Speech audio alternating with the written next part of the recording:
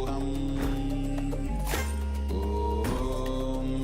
Nityananda Paramashivoham. Om Nityananda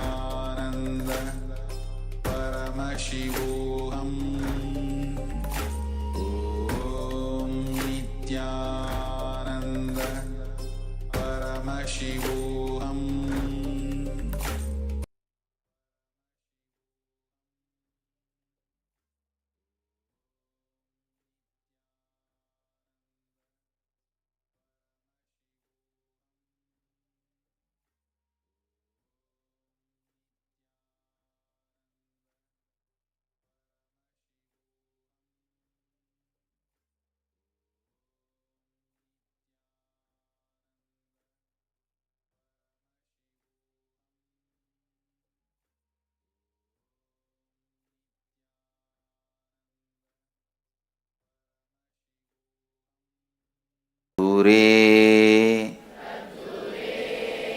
तत्त्वन्तिके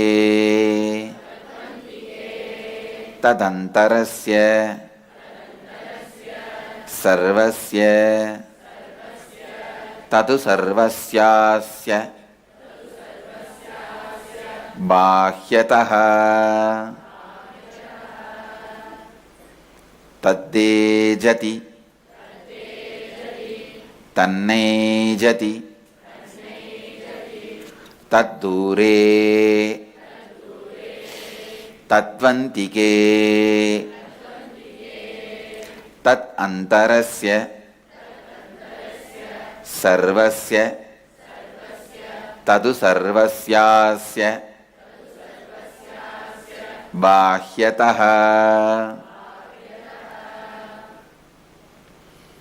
that moves and that moves not, that's far off, that's also near. That is the inner space of all this. That is also the outer space of all this. I can go on repeating this verse, but we'll never be able to comment on it. Maybe I'll intercept and reveal the pretext, context, for all of you to understand the meaning and make it more user-friendly. Taddejati, tannaijati, taddure, tatvandike, tadantarasya, sarvasya, tadu sarvasyasya, bahyataha.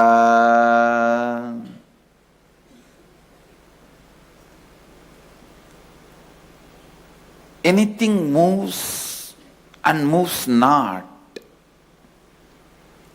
should be beyond which moves and moves not. Understand the way to realize the reality. See, the way to perceive the perception is not to question it too much. If you question it, it will melt down like a dream. The moment you start questioning the dream, dream will melt down. Dream always presents a completely illogical things in front of you. And if you question it, especially the person whom you really like appears in the dream, almost about to hug you, if you ask, how can this be possible so easily, the dream will disappear. Understand? The item which you always wanted to eat is in front of your table, you are about to eat. If you ask the question, how can this be possible so easily, the dream will disappear. Whenever you relate with perception, you have to do it very sensitively. You can't touch it, you can't question it. It is touch me not. Always your perception is touch me not. That is why when you question your love, it will disappear. All your so-called falling in love,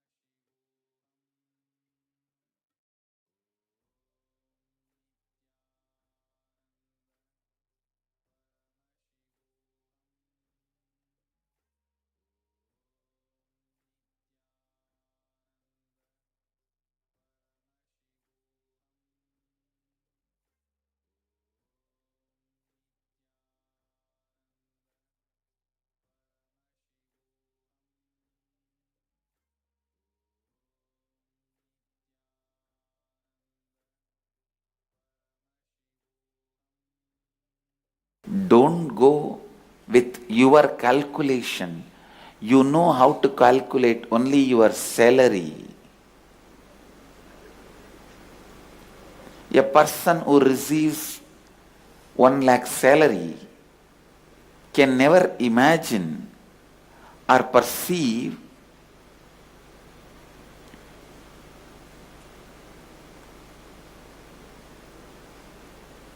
raising and spending $1 zillion.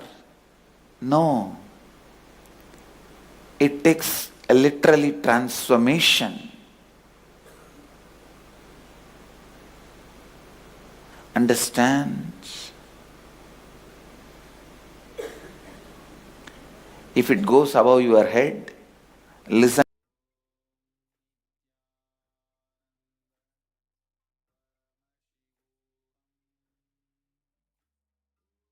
Now, what I am saying,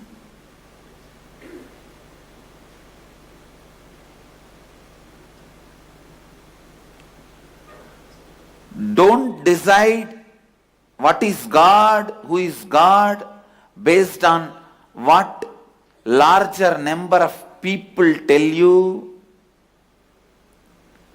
Never think because larger number of people tell it's truth. No. Don't go for what is God, who is God, based on your logic, which can calculate only very less levels. Don't go for deciding what is God, who is God,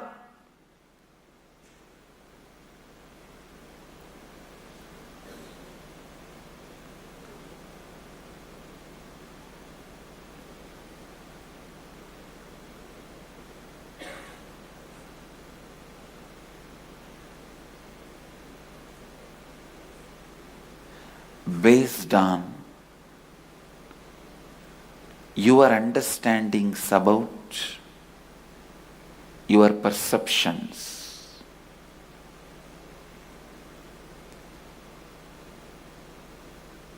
The only way you can realize, cognize the reality, God, is apta pramana, the declarations of rishis, and atma pramana, declaration of your guru from his own realization. The apta pramana of rishis have become atma pramana of me. The realizations of rishis have become my realization. And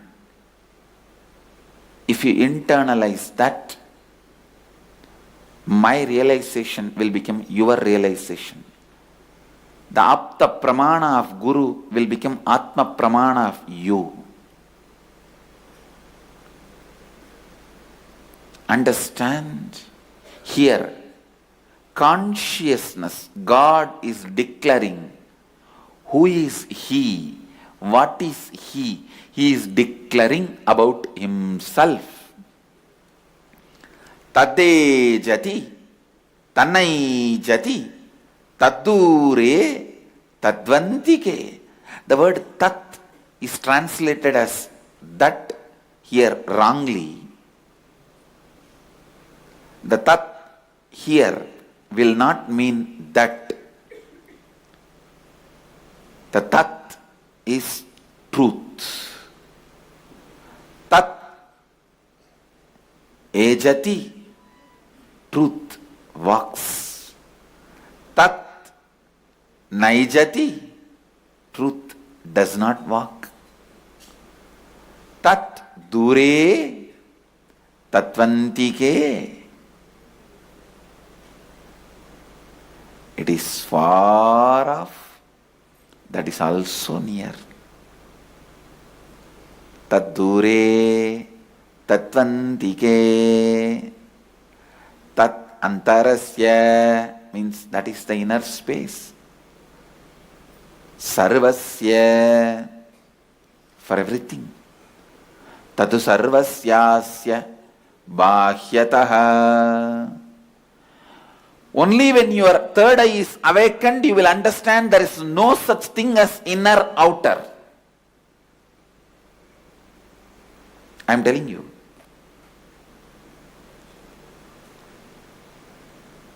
That is what is the result of third eye awakening. How to find out for somebody third eye is fully awakened? The idea of inner outer will disappear in them.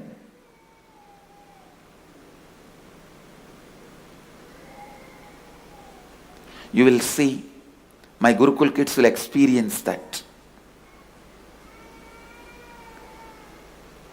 Actually, I am working with more and more powerful meditation process and techniques with the kids.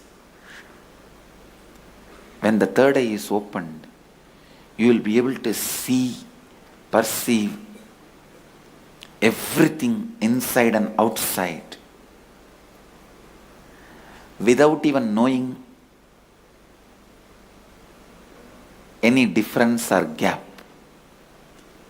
Completely freely. Completely freely. Tadde jati, tannai jati, taddure, tadvantike. Tad antarasya, sarvasya, tadu sarvasyasya, bahyataha.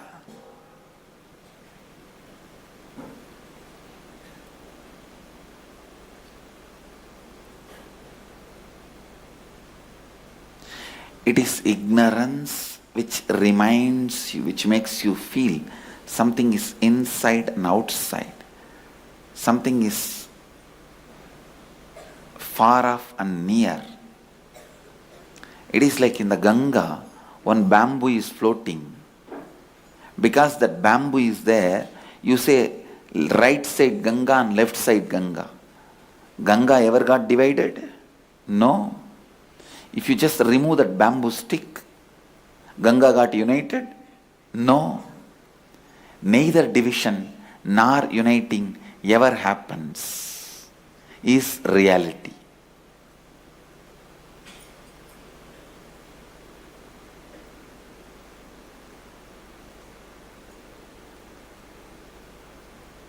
Ganga is divided, is perception.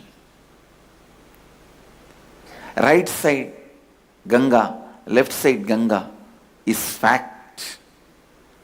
No, it is not divided, is truth. It can never be divided or united, is reality.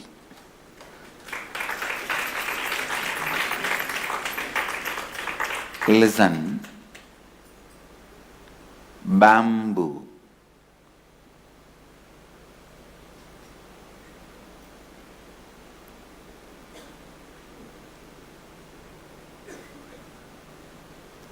Single bamboo stick can give you perception.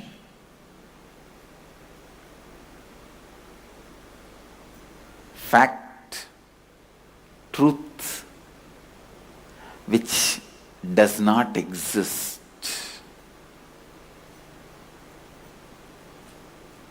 You can go on be arguing and establishing. Tadde jati, tannai jati, taddure, tadvantike. Tadde jati, tannai jati, taddure, tadvantike.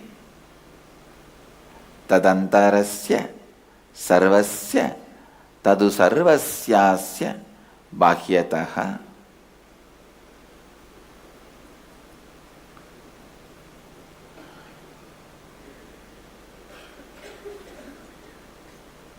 The idea of inner, outer moves not. all this is created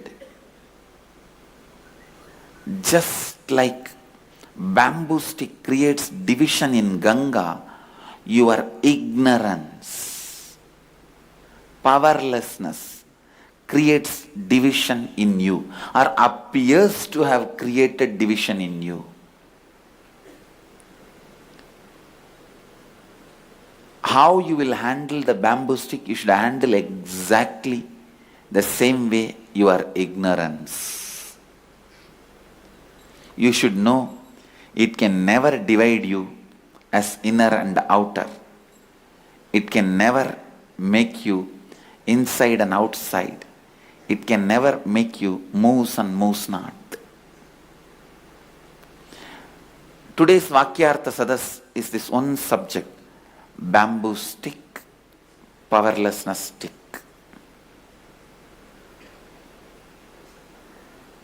Understand this one example, what bamboo stick floating on the Ganga does to it, and what ignorance, powerlessness floating on you does to you.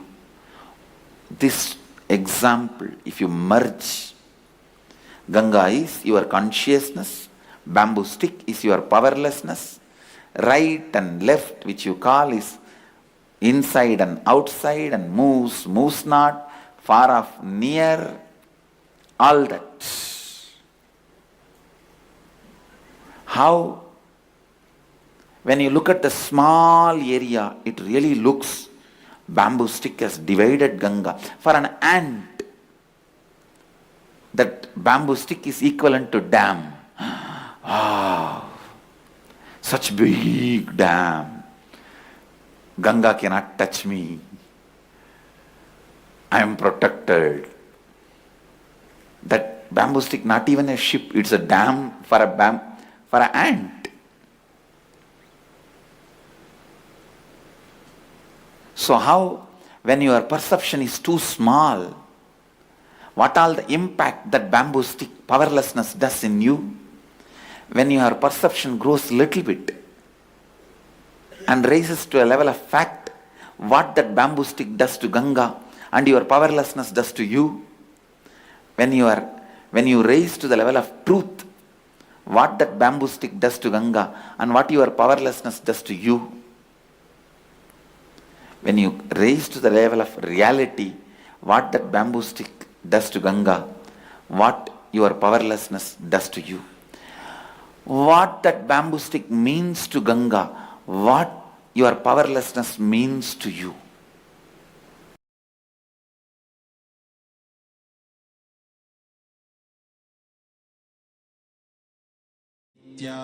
Nityananda Paramashivoham Om Nityananda Paramashivoham Om Nityananda Paramashivoham Om Nityananda Paramashivoham Om Nityananda Paramashivoham Om Nityananda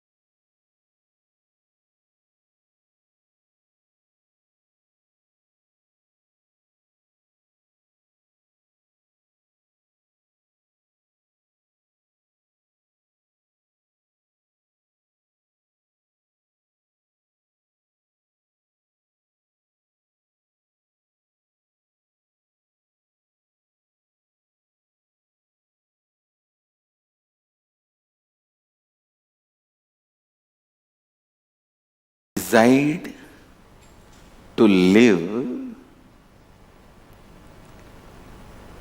when you decide for life based on the understanding everything is consciousness. See, I'll just give you few types of mental setups. Some people decide against life, seeing the suffering in the life, and by becoming powerless to face life, they decide against life. I tell you, I can give you an example. At the age of 6, when you are in school, your teacher asks some question. Who is the Prime Minister of India, first Prime Minister of India? You put your hands up and jump and shout, Mahatma Gandhi. Whole class will be laughing at you. And at that time you feel naturally, oh, I have done something wrong. I should not be putting up my hand and jumping like this. I should keep quiet in a crowd. This decision, even after you become 47, when you are sitting in a meeting, you are the CEO. Even then, if you have an idea, you won't speak out directly in the group. You will tell somebody else, and that person will tell that to the group, and he will get the name.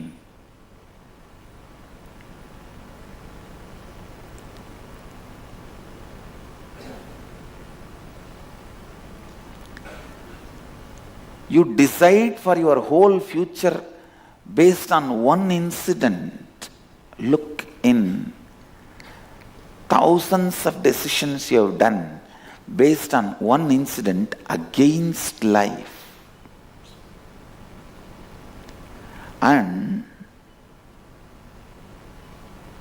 the other day I was talking to a devotee.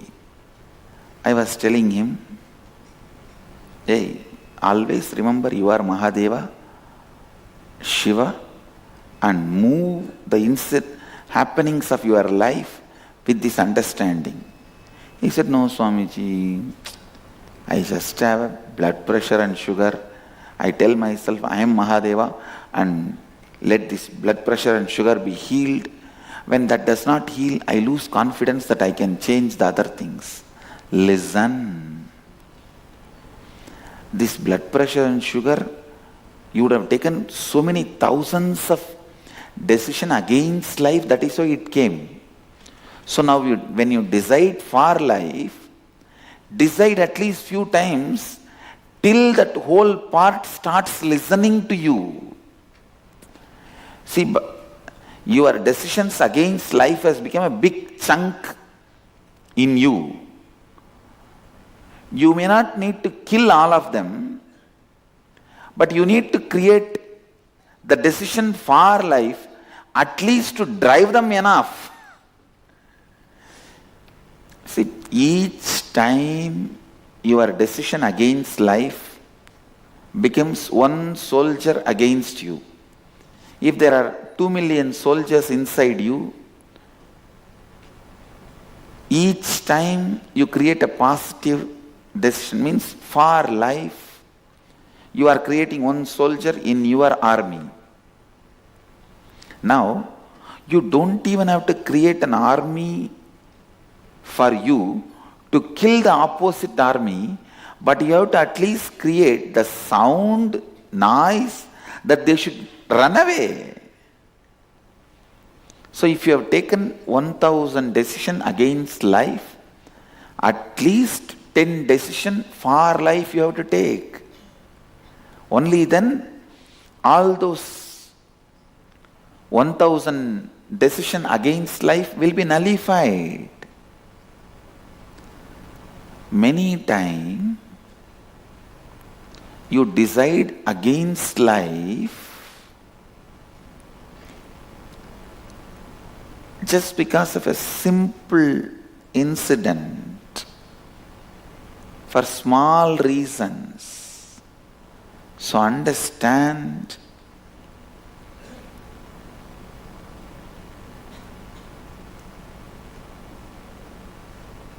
there is one kind of mental setup which decides against life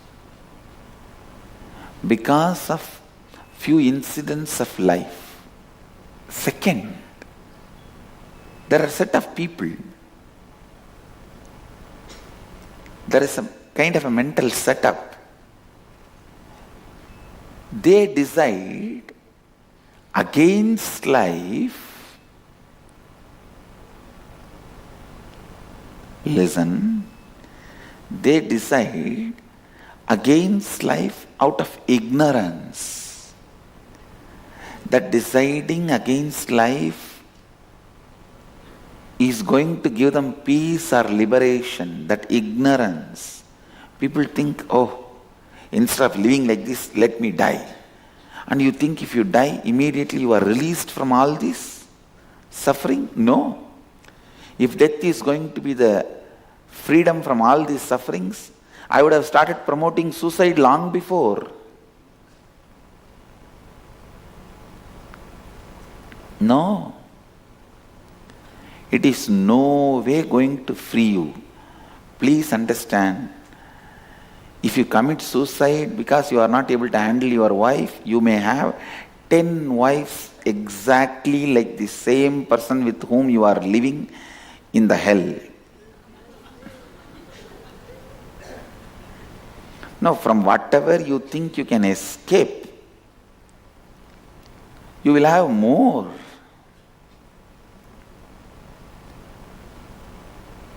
You will have more. And unfortunately, in the hell, you don't have a choice of committing suicide. So out of ignorance, people deciding against life. And there are some people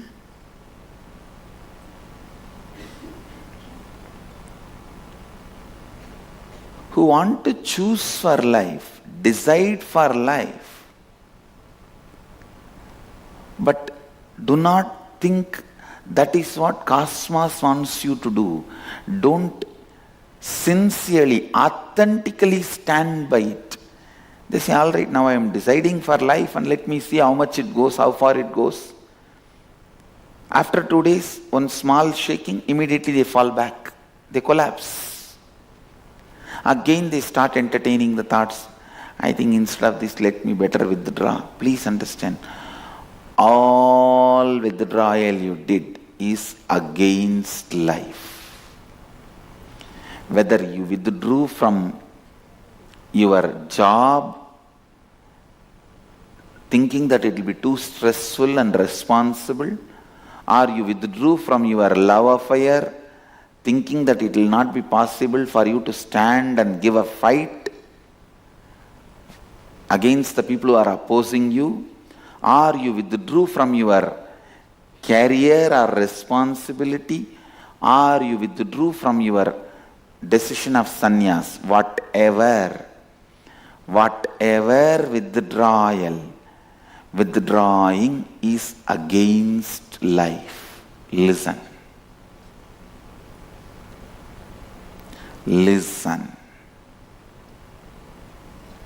Withdrawing is against life.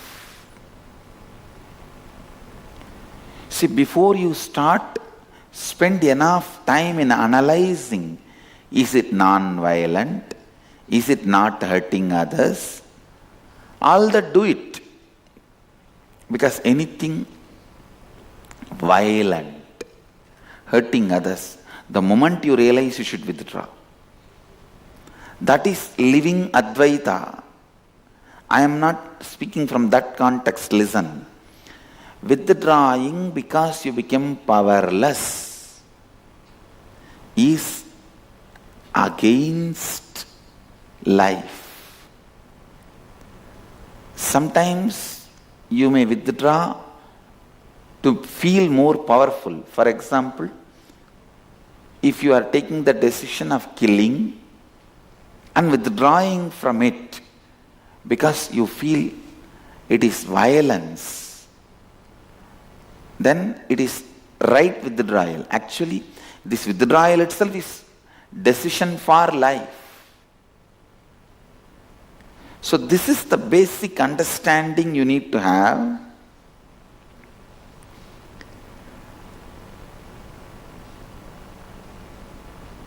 Whatever makes you powerful and live Advaita, you should decide for it. And these ideas which I am expressing in the morning satsang, explaining these Upanishadic verses, you may need to listen to this satsang 3-4 times and internalize, because a very subtle understandings, you can't handle this roughly. No. You can't handle this roughly. These subtle understandings need to be studied, internalized. That is why Vakyartha Sadas. That is why Vakyartha Sadas.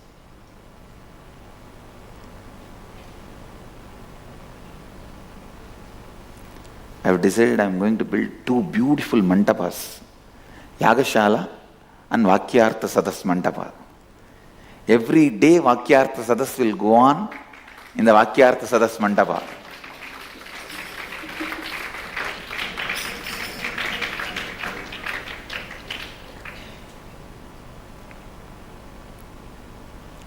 What went on between Shankara and Vyasa will go on forever in this campus.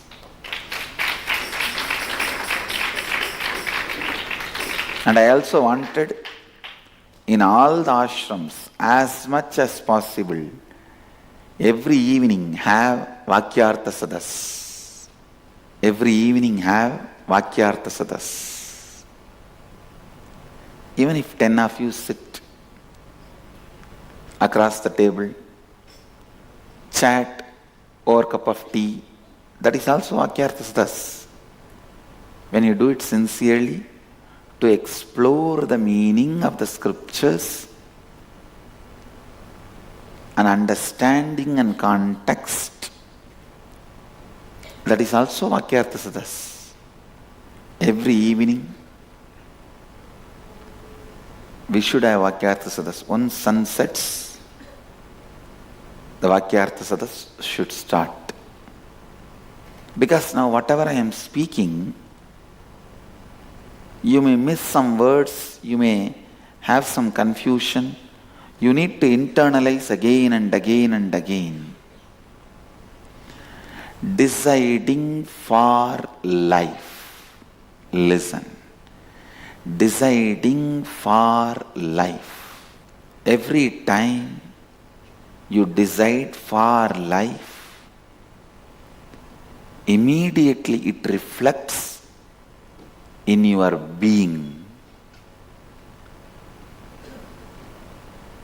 I told this devotee who was complaining to me, I tried to cure my blood pressure and sugar. When that did not change, I got the negative belief. I feel that is not going to work out for me. No, don't do that.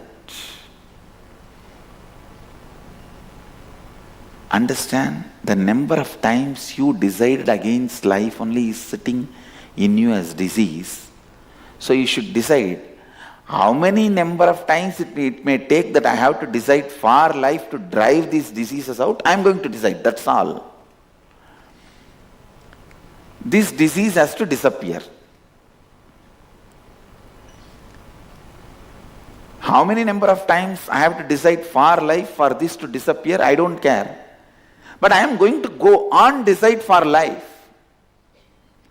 Whether these diseases disappear in this birth, in this body, or in the next body I am going to have healthy body, that is, I don't care about that. But I am going to just stick to the decision for life. this is enough. You will see immediately your body transforms.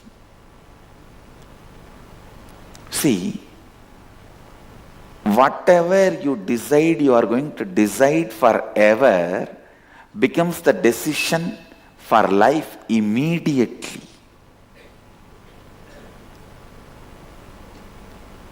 Just the other day I was telling in the satsang,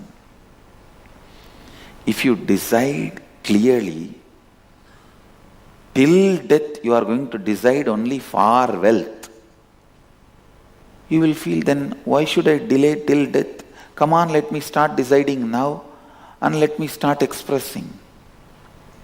Life will be aligned, tuned.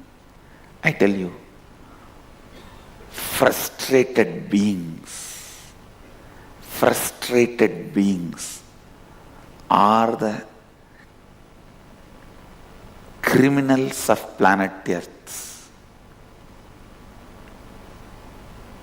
Listen, frustrated beings are the criminals of the planet Earth. When somebody is frustrated, starts deciding against life, they are the dangers to planet Earth. When somebody constantly decides for life, they become the juice of planet Earth, the essence of planet Earth.